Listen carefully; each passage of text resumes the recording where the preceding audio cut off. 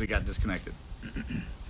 It's very common for people that have entered, that are ending a long-term relationship or a marriage or something like this, to have lost all semblance of a social life. It's a lot of times people just, they're friends with their husbands, and that's really all they hang out with. And outside of like long lost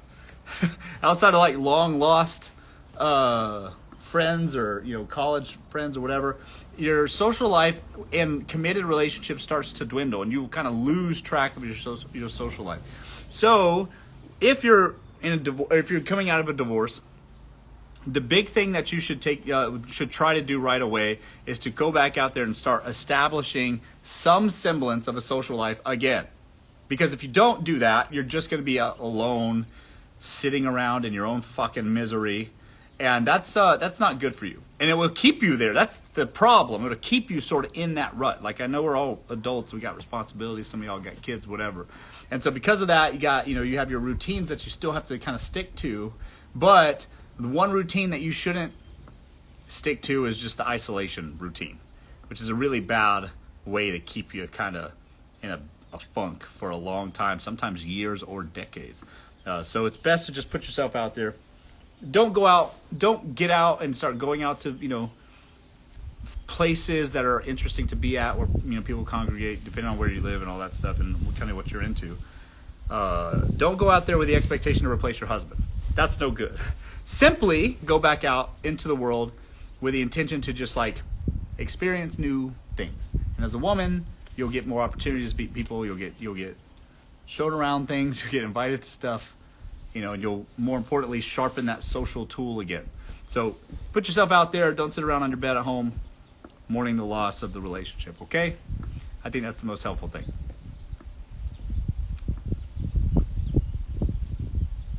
Is it bad or a good sign? Is it bad or a good sign that a college girl gets asked out and goes out with a lot of girls?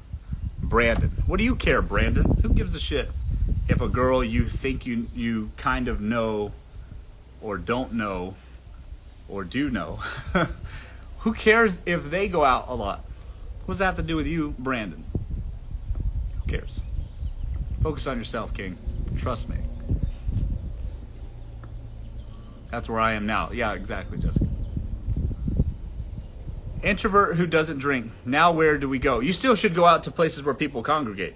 Here's the deal. I'll go out and not drink all the time, but I can still socialize well just because they're drinking. Because a lot of people need a social lubricant, so they need to kind of loosen up a bit, And whether you're sober or just simply don't like to drink, and fair enough, I'm with you, it's very important to put yourself out there and socialize well with others.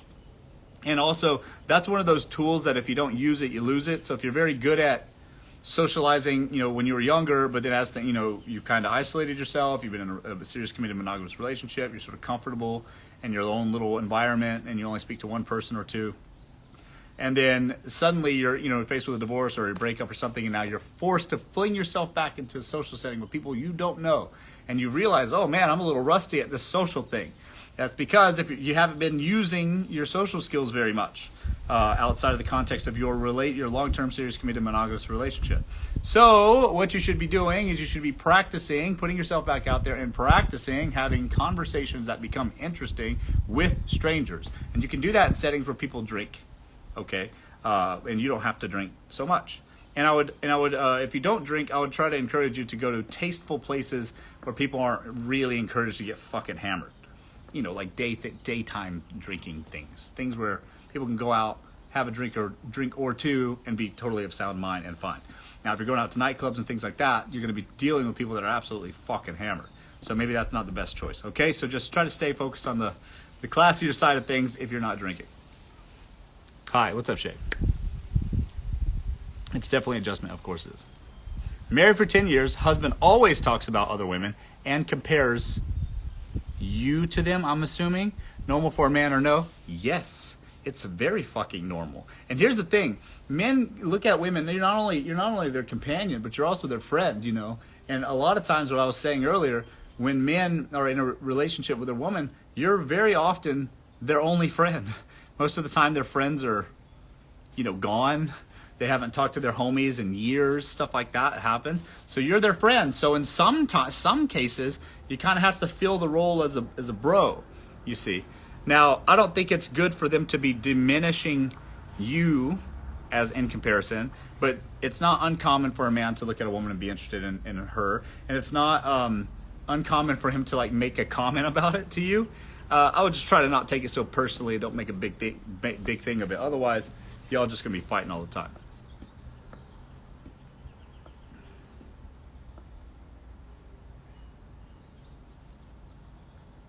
Sorry, I missed it. I missed what you said. I want to get approached more often. Should I skip leggings and wear more dresses? That depends on you now, doesn't it? Yeah, you should dress in a way that is definitely appealing, whatever that means for you. And then the thing is about women, you need to position yourself in a way where you are approachable. Okay, some women, they have the best intentions. They want to go out and meet guys or whatever, but then they go out to bars, clubs, whatever, and they just have this bitch face, just this stone cold bitch face, And it's like, God, like, you're scary. I don't want to approach you. You just look unapproachable, unavailable. So dress appropriately, and then make eye contact, smile, that sort of thing. Be the invitation. A lot of girls will also put themselves nearby the guys that they want to talk to too. So it depends. It depends on the setting, but you can always sort of proximity yourself nearby, so it kind of makes sense for them to talk to you. It would be weird if they didn't. It's better that way. So positioning is everything. Where are you from? I'm from Charleston, but I live in Los Angeles. Nice background. Thank you. Red flag: if he likes that you're independent, he can't afford you. Run. Well, I don't know about that. Look, just because a lot of women say they're independent, just like is their version of independent is what I would consider as people doing the bare fucking minimum. Like you get out of school, whatever the fuck that is for you, some sort of educational background. 'Cause you started in there as a child, you grew up, you got out of school, and then you got a job, and then you got a house or an apartment nearby that job. And you got a car to take you to and from that job, and you keep your lights on and keep your internet on. I don't know why independent is a badge of fucking honor. It seems kind of unnecessary to me. It's like, yeah, we're all independent. Unless you have a crippling fucking disability where you are a dependent on another adult person to keep you fucking alive. Why does everybody say they're independent as if it isn't already fucking obvious? Yeah, no shit. Aren't we all? Yeah, I went grocery shopping. Yes, I ate today. Yes, I kept my internet going. I have a Netflix subscription. We're all fucking independent. So I don't know of any man that's like, I am so excited to meet a woman who's completely dependent on other people and can't fucking survive on her own. I've never met a man who's ever said that.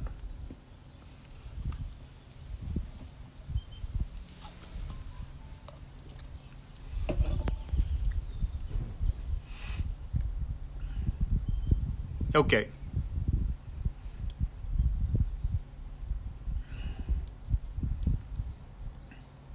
Okay, here's a good one. Hey, Ellis. 47, was married for 21 years. About to try dating 2 years after ex left. No clue how. Okay, this is the same advice I gave the ladies, Ellis, but same for you. You got to put yourself back out there. You're not going to have a clue how. Your social skills are dull as fuck. You're going to be weird. You're going to say awkward things. And it's just going to be, that's just the way it is. But if you don't put yourself out there and practice socializing with strangers in a way such that you can progress would be a small talk conversation into something that can be lighthearted and fun and entertaining for both of you so that you can get to know one another. You're not going to, if you don't practice that, you're never going to be able to get to that point ever. And so you got to put yourself out there and know that it's going to be painstakingly annoying at first, at least. Until you get some more skills. But once you get some developmental skills, you can socialize with people, go to the common places in your city, bars, clubs, some sort of country club, something like that. Whatever's around for you, I suppose. Go to those places, frequent them, get to know the staff. That'll help grease the social wheels of the venue that you're at, and then just simply start intermingling with folks that are also there and get used to it. That's what it's going to take. You can try dating apps, but first dates are fucking awkward. Everybody has these unreasonable expectations for everyone else, and you should learn to develop your social skills and be able to meet people out in the world. But also you can add dating apps if you want to cast a wide net. What's up, Russell? Hey, Beth.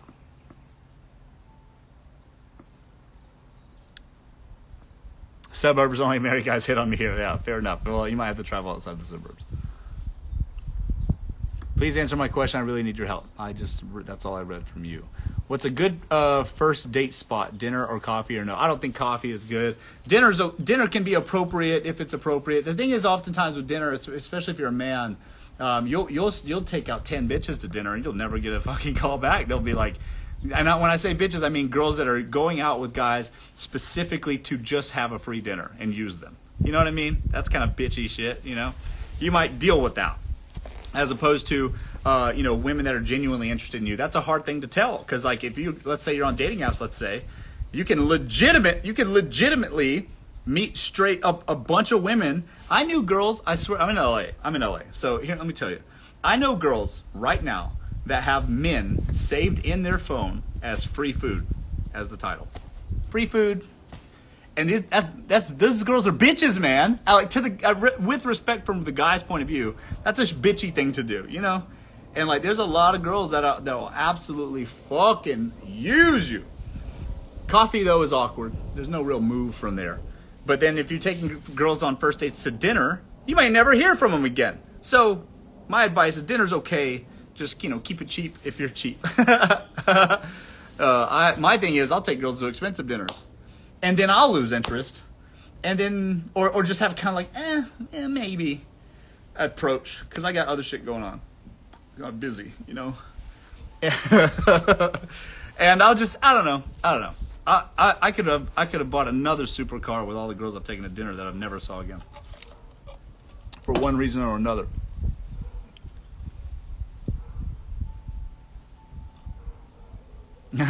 when I get asked to give to charity, I say I give to women out. I take women out to dinner. That's my charity. That's funny.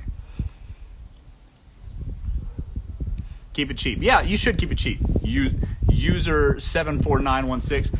Do you think that it's a good idea for a man that is going to take a stranger out to dinner to spend a big portion of their paycheck to take this stranger out to dinner? Is that a good investment? Or is that more of a gamble on date one, let's say? So instead, you should do exactly what I said, which is keep the first date kind of cheap. That way you don't have to. That way you don't have to break the bank and have to work overtime to take a girl out to dinner that might not even be interested in you after that. Specify. Oh, I did just then. Okay, so you taking them on a hike, LMAO? I don't do hikes at all, dude. The amount of girls, I swear to God, they're like, "Oh, you want to go on a hike?" I'm like, no, I don't. I don't want to go on a first date hike. What are you talking about? So let me just go on a fucking run up a mountain on day one, and I'm stuck with you for 6 miles or whatever the fuck. That sucks. And we got to come back? No way. Fuck that. I like your hair. Thank you.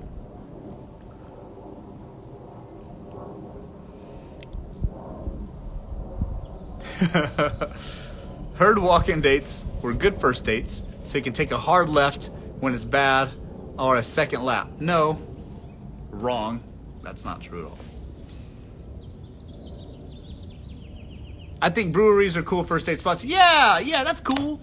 Breweries are cool date spots. My mama used to say, though, that women that drink beer aren't ladies. So I don't know. I think I got some deep-seated mommy issues. Because I've been carrying around that rule since I was a kid. Fuck, I'm fucked, huh? Yeah,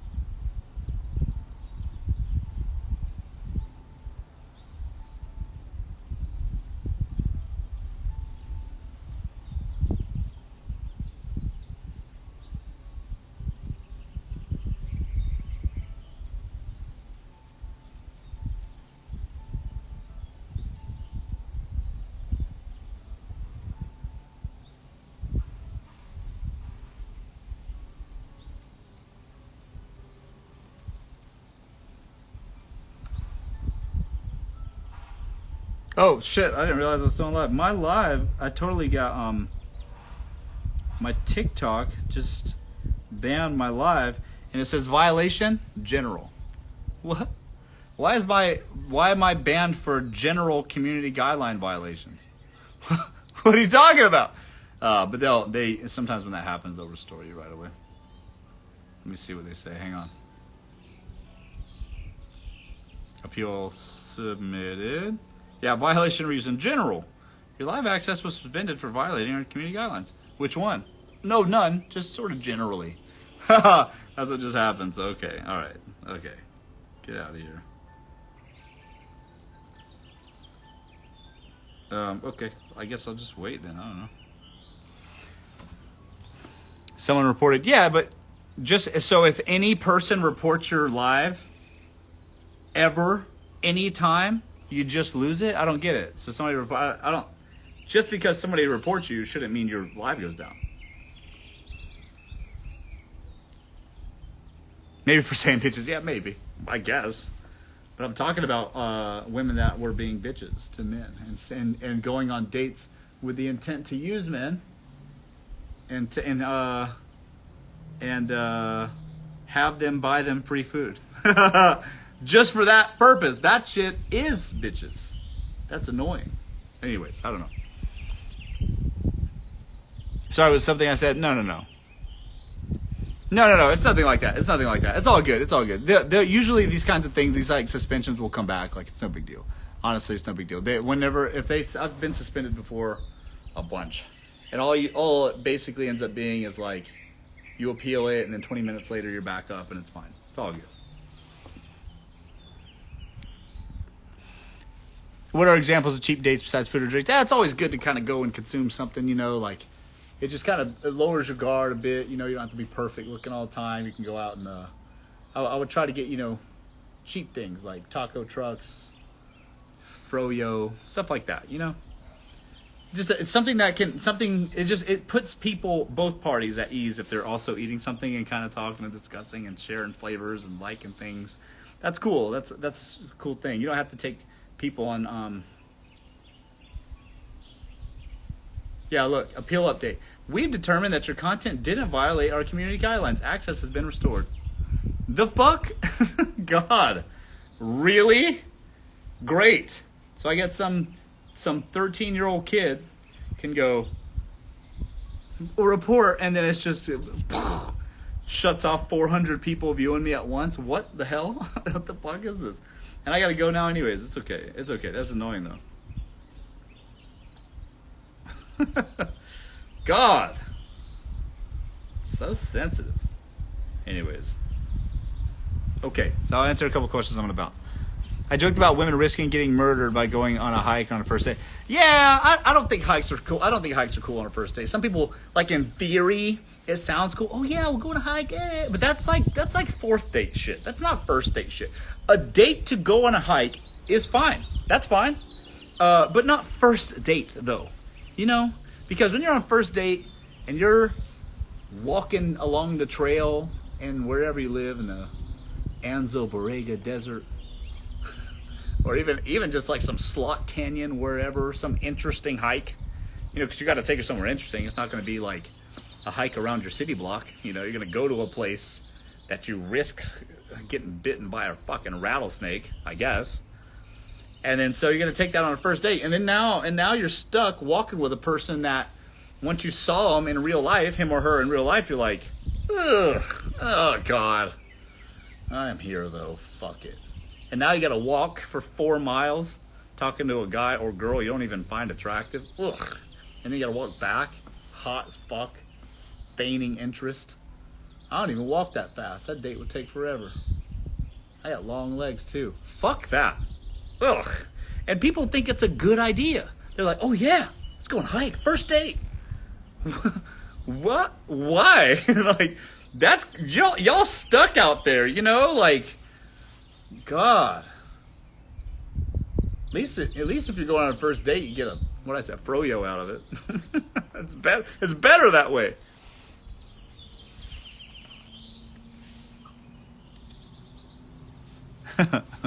Yeah. No audio. Turn your volume up. Can you guys hear me? Can you guys actually hear? Or is it actually my end? Oh. What's up, guys? Okay. I gotta go. It's been real.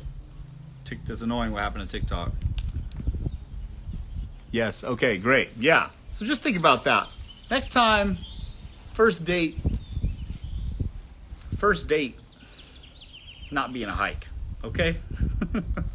Just good advice across the board. I was live on TikTok. I just got off of it, though, forcibly. Okay. All right, thanks, everybody, for joining me. I will be on again soon. Thanks. Bye-bye.